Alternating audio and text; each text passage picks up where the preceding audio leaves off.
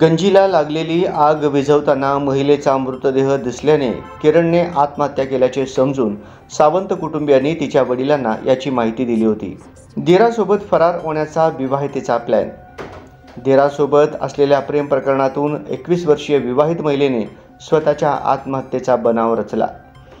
आत्महत्या केल्याचं भासवून दिरासोबत फरार होण्याचा या विवाहितेचा प्लॅन होता।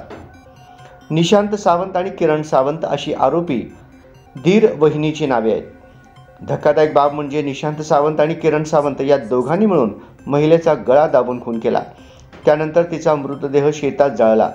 किरणने आत्महत्या केल्याचं भासवण्यासाठी त्यांनी हे कृत्य केलं।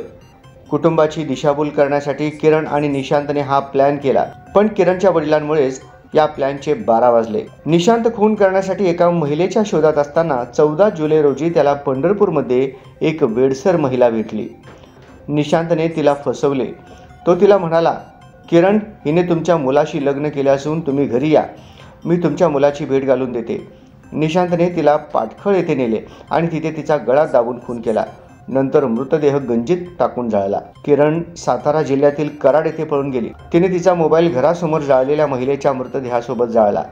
त्यानंतर किरणने आत्महत्या केल्याचे समजून सावंत कुटुंबियांनी तिच्या वडिलांना याची माहिती दिली। वडील घटनास्थळी आले आणि माझी मुलगी आत्महत्या करणं शक्य नसून सासरच्या लोकांनी तिची हत्या केली असेल असा संशय त्यांनी पोलिसांकडे व्यक्त केला।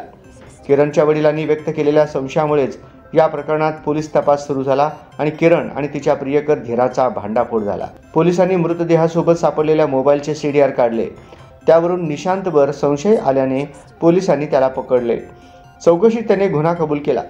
पोलिसांनी निशांत याला किरणला व्हिडिओ कॉल करायला लावला आणि ती फोनवर दिसताच सगळ्यांना धक्का बसला। न्यायालयाने निशांत आणि किरणला 6 दिवसांची पोलीस कोठडी सुनावली आहे। दोघांनीही प्रेमसंबंधातून हे कृत्य केल्याचे मान्य केले आहे, असे पोलिसांनी सांगितले।